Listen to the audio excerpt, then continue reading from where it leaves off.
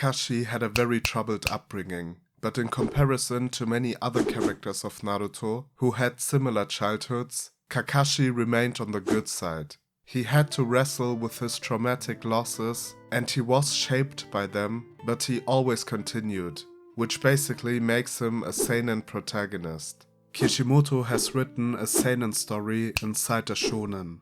In this video we will go through his tragic life, how certain losses have shaped him, and although he was generally on the good side, he also had his moral lapses.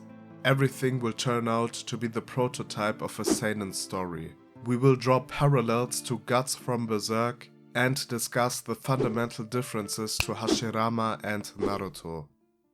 Kakashi grew up without a mother. His father was the only caretaker he had, and they had a good relationship. His father was famous in Konoha and feared among all other villagers, known as the White Fang of the Leaf. When Kakashi was 7 years old, his father, Sakumo Hatake, self-exited because he chose to save his comrades instead of fulfilling the mission. Sakumo therefore broke the ninja code and was ostracized by the village and the comrades he saved. Kakashi, who was just 7 years old, was fundamentally shaped by the decision of his father.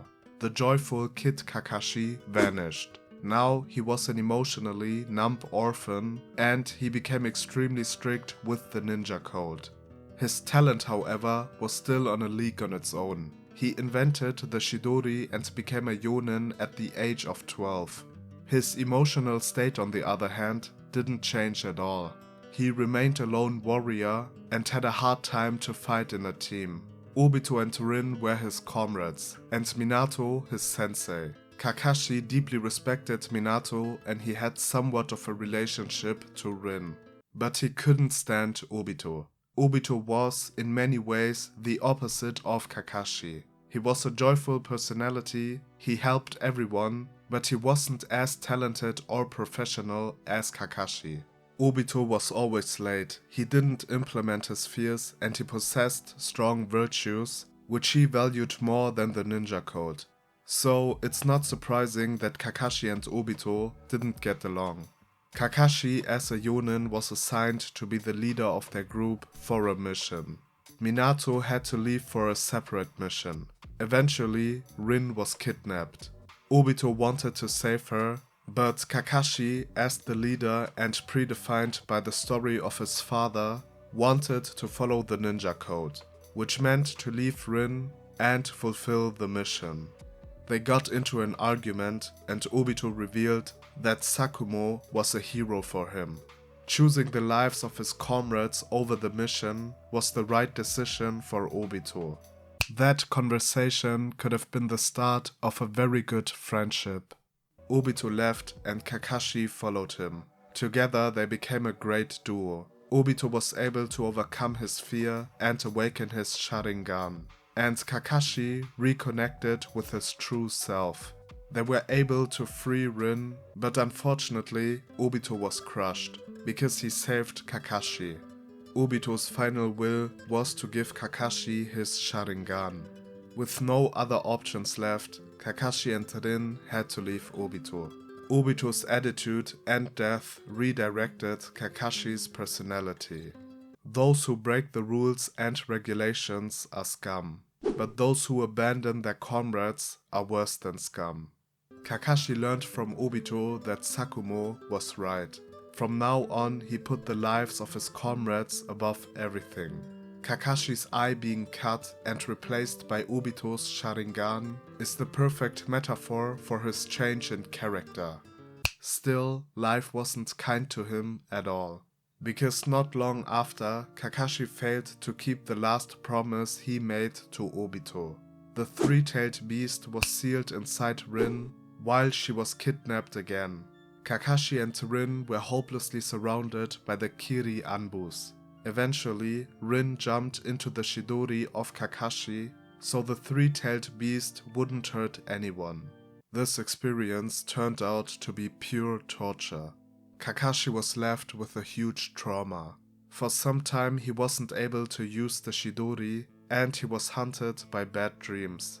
The only positive aspect of Rin's death was his awakening of the MS, but he didn't realize it until the time skip. After the death of Rin, Kakashi distanced himself even more than he already had. Guy had serious concerns, and Minato became the fourth Hokage. Guy talked to Minato about Kakashi, and he decided to send Kakashi to the Anbu.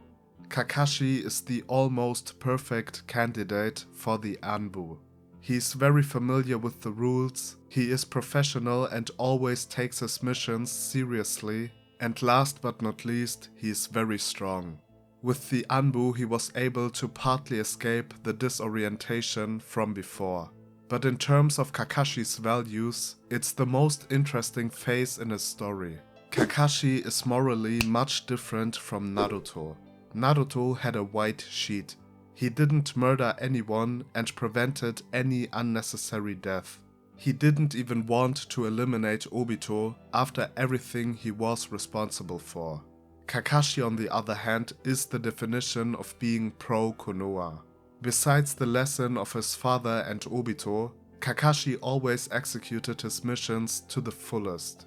Knocking his enemies unconscious wasn't enough. They had to die. Kakashi is fundamentally different from Naruto and Hashirama. I use these two as counterexamples because they had similar traumatic childhoods to Kakashi, but they also remained on the good side. Naruto and Hashirama had strong values from the start and just acted them out without many lessons to learn. Naruto had to wrestle with the solution for the cycle of hatred. But besides that, he was always a forgiving, caring and hopeful person. Similar to Hashirama, he wanted to stop the Uchiha Senju war as soon as possible, even being ready to sacrifice himself. Kakashi wasn't as consequent as Naruto and Hashirama. His values were formed by the loss of his father and the loss of Obito. Kakashi's struggle with moral coherence and his time at Anbu, which revealed his moral ambiguity, makes him more of a seinen protagonist. For example, Guts also had to struggle with moral coherence. Especially the Lost Children arc marks the biggest confusion in his journey. He was driven by hatred and wanted to eliminate all the apostles and the God Hand. But on multiple occasions he was ready to eliminate Jill if that meant he could defeat Rosine.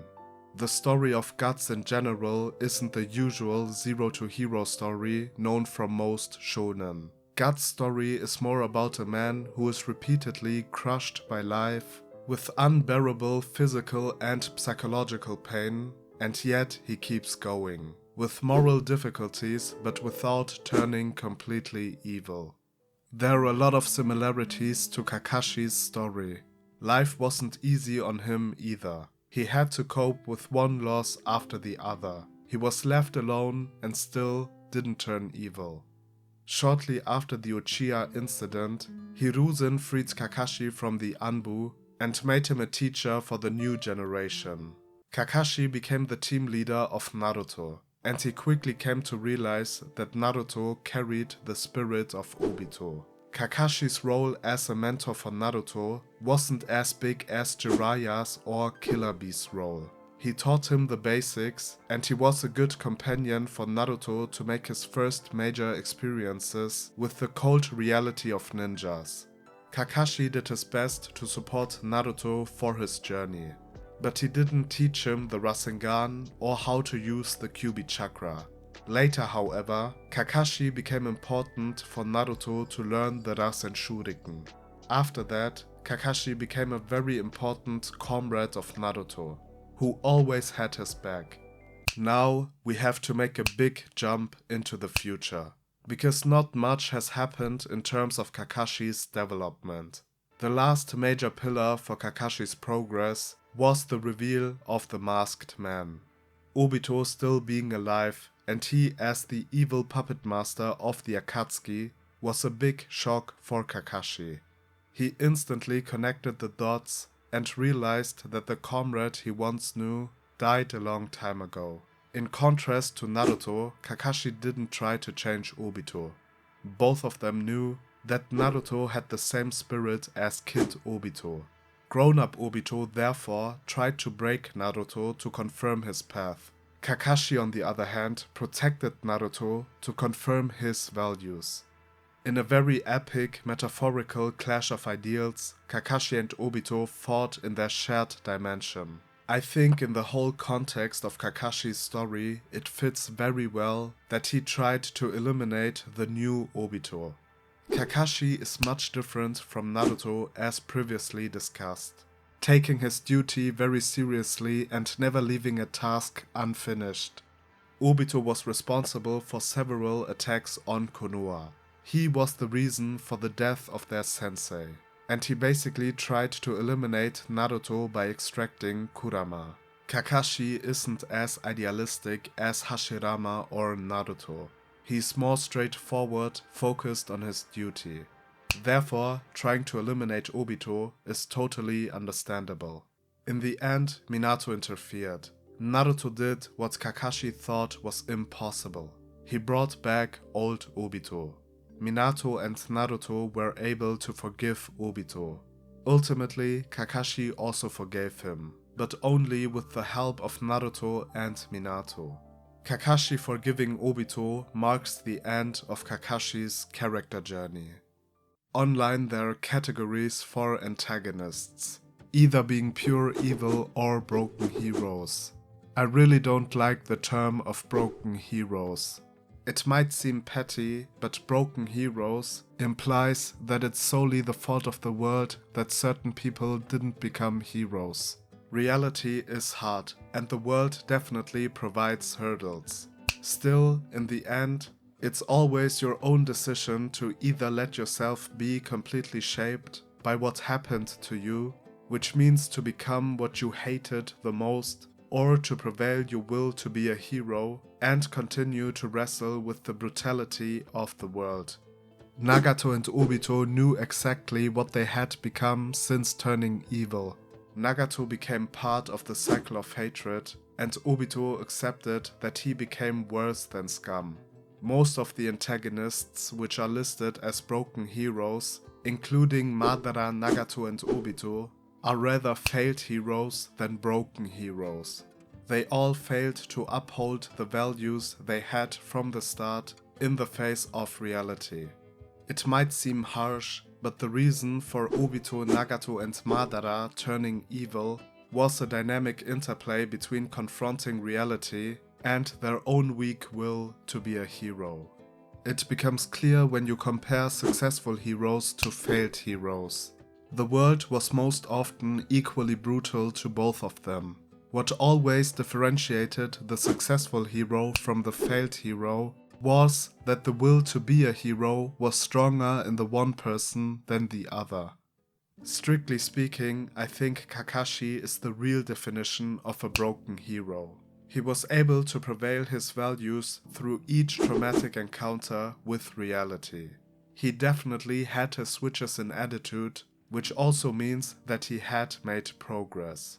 But he never fell for alternative realities like Obito and Madara, or the concept of peace by absolute fear like Nagato. Kakashi accepted reality with its brutality and coldness, which left resonating traumas on him, and still he kept going, which made him the seinen hero of his story.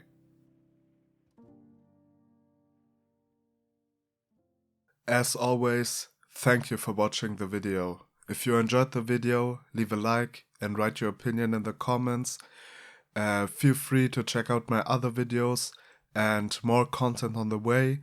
So hopefully, see you soon.